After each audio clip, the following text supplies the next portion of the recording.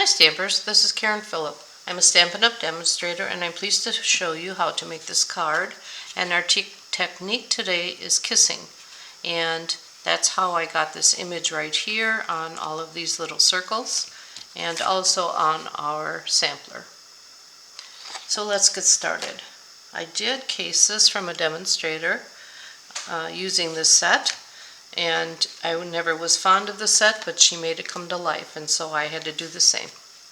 This is called Planted Paradise, and I didn't quite understand all of these light gray images, and basically what it is, each of these stamps you can flip over.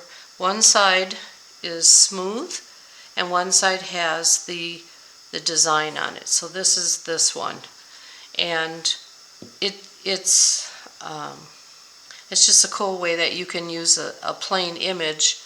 Sometimes you can color them, like stamping this in one color and then coloring it in another color using the plain. So that's sort of what we're doing, but not really. So let's get started. Okay, so the first thing we need to do is get our leaves. I picked out 3 leaves on here, and we need to make sure that they're going to fit in the circle. So here are the leaves, and you want to make sure that we put these so that since they're, let's take a bigger one. It has a design on one side. Yeah, I'm not sure you can see it. That's even worse. Alright, so it has a design on one side and it's flat, real flat on the other. It's kind of shiny there, and I can see the shiny at least in this one. You can kind of see the design, but anyway. Okay, so I'm going to take, since I'm doing these in Calypso Coral, I will stamp it on just a piece of paper here. Now this I'm doing so you can see it's just no design or anything, it's just the image. So I'm taking my stamps and making sure that the design goes down onto the paper and making sure that they fit onto this design. Oops, they're very sticky. Okay, and this one, the design is on this side. So we want to put this one here, and then this little one, the design we want down, so we'll put that here. Don't want them to stick to each other. So you kind of get the idea of how they're supposed to be. And now we'll take our block and just set it on top, and now this will stamp onto here. And to get that, oh, I need a kit. To get that, we will stamp it 3 times on a piece of 2 3/4 by 5.5 on the white. And I'm not stamping off, so I can do it right on my silicone pad. So the way you do the kissing technique for this particular type of kissing, we will be stamping, inking up the stamp, this round one, inking up real well, flipping it over, taking our leaves and setting it down and taking it off, and it leaves an image on the stamp. And I'm going to do 3 of them across, and you can see now the way that those like leave a little shadow there. We'll do the same thing again 3 times. You don't have to clean it in between, and this design doesn't have to be the same each time. I'm gonna go, I'll go this way, I guess. Okay, put that one in there. And my ink pad is needing replacement, I think. But it still looks cool because now it looks gives it a little bit of effect on the ink, so it's not just solid. But you do want a pretty solid image to do this technique. Basically, that's it for the technique, and you can see that they look like shadowy, but that's how you get the look. To assemble this card, I just have some Calypso Coral. Oh, and on the inside, I did stamp these. I'll show you how I did that. Oops. This one. And to get an image to not be the same all the way across. So I took my Calypso Coral and I inked it all the way, pressed it down the bottom, turn it quarter, pressed it, turn it a quarter, and then you get a random image and everything's not going the same direction.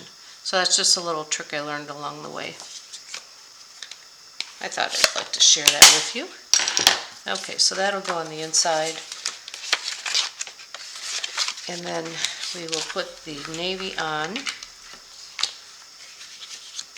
And I'll have the dimensions on my website.